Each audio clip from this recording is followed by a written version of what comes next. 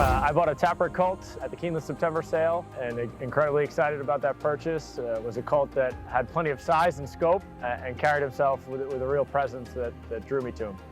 I bought a Tapper colt out of Black Coronas at the Phasey Tipton July sale, out of a Curlin mare, big beautiful horse. We're real excited about him coming up in the spring. Taprit, standing at Gainesway.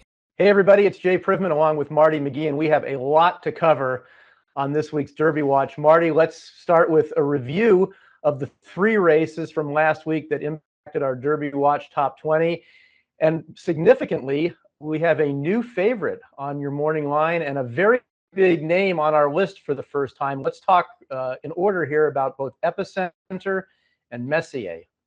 Well, you couldn't help but make Epicenter the current Derby favorite, Jay, off that impressive win in the Louisiana Derby, off his win in the Risen Star. He's in now at 7-2. As always, these odds are about if the Derby were being run tomorrow, not in 5 weeks, but tomorrow. So obviously these are subject to change. Epicenter 7-2, Smile Happy still at 6-1. Then we got a couple of 8-1s. Messier now in at 10-1 with the trainer change from Bob Baffert to his former assistant Tim Yachtine. And then we've got a couple of 15-1s, the Z team of Zandon and Zozos, 3 20-1s, 5 30-1s, 4 50-1s, but clearly we may be subject to change again this coming week, Jay, with all the preps coming up. Yeah, certainly a lot of potential movement going on in the Derby Watch right now as we get into the meat of these final round of preps that are worth 170 points overall, the biggest of them with 100 points to the winner. And Marty, one of those races was the Louisiana Derby. I was in attendance for that.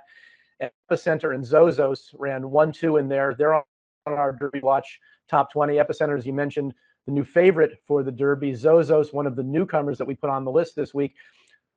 In terms of Epicenter's performance, Marty, what I liked about it was that even though he did get a fairly perfect trip, we hadn't seen the dimension of him being able to sit behind horses, take dirt, and then come on. He'd always pressed the pace or been on the lead. And I just thought the versatility that he showed in the Louisiana Derby was terrific. And I like that he's just made progress in the race. He's never taken a step back regarding his buyer speed figure. So I thought this was a really solid race, and he just continues to move forward. I don't even know the ceiling of his race. Yeah, I mean, I think by far the most important outcome of the race was that he was able to rate, Jay. I mean, we've talked a number of times about how much speed it looks like there will be in this Derby with horses like Forbidden Kingdom, Classic Causeway, and a few others, Morello, maybe White Abarrio. So the fact that Joel Rosario was able to get Epicenter to rate off the pace and run the way he did, I can't imagine Steve Asmussen and the rest being more happy with the way he ran. And then the runner-up, Zozos, was certainly light on experience. He only had 2 starts coming into this, so he had never run in a stake before. I thought he equipped himself, Marty, to finish second. He obviously wasn't going to beat Epicenter, but considering what he was asked to do, I thought it was a pretty significant step forward for him. What did you think of his race? Well, I mean, the fact that he was such a clear-cut second choice was somewhat of a surprise for me, but he really did validate it. He finished clear of the 3rd horse. Dug in real nice. I think going forward, though, Jay, the fact that he's only had 3 starts will be kind of a strike against him. I would imagine that Brad Cox would have liked to have had a little more time with him.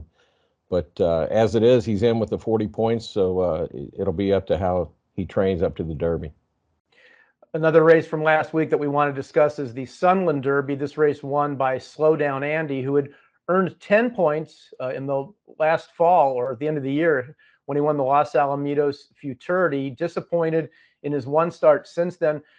Marty, he won, he got 50 points, so he's in the Derby now with the 60 points overall that he's got. But from an aesthetic standpoint, this was not one of the prettier races that we've seen. It was fast early, and I give him credit for hanging on and winning when setting those fast fractions. But boy, it was not a pretty race to watch late for me. What did you think? Yeah, I mean, same thing. It looked like he was beaten actually much of the stretch, and that's the way the Sunland announcer addressed it. But however you can get in with the points, I'm sure that's the way that Doug O'Neill was approaching it. The horse is already on his way to Keeneland, or already here in Kentucky, and he's in. So that was the ends justify the means. And, again, he's another horse. He's going to have these 6 weeks between his final prep and the Kentucky Derby. And the third and final race run last weekend, which was 170 points overall, 100 to the winner. That was the UAE Derby. It was won by Crown Pride as Japan continues their terrific run in international competition lately. The runner-up was Summer is Tomorrow, who was one of the late nominees today to the Triple Crown, one of 7 horses. So 100 points for first, 40 for second. Crown Pride's on his way to Kentucky, and the connections of Summer is Tomorrow are making noise that they might want to come as well, Marty. But, Pinehurst was favored in this race, and I know he's not considered one of the better North American-based 3-year-olds this year. He didn't run well in the race, but still, that's my way of saying I don't know how deep this field was. What did you think of the UAE Derby? Well, I mean, the winner won on his wrong. It didn't look like very fast. And I would be interested in knowing what the comparable type of speed figure or buyer figure was for that race. And also how this horse was adjudged back in Japan in terms of is he one of the best 3-year-olds back here there. But we'll have time, Jay, to figure all that out because he too will have 6 weeks between races. Well, he had won 2 starts in Japan last year and out of 2 appearances.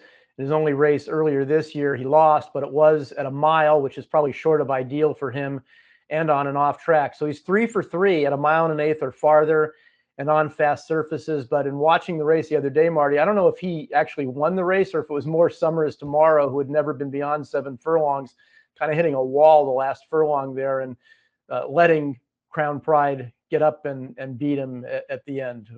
Both those horses right now, long shots towards the Derby. Crown Pride on our list, and Summer is Tomorrow.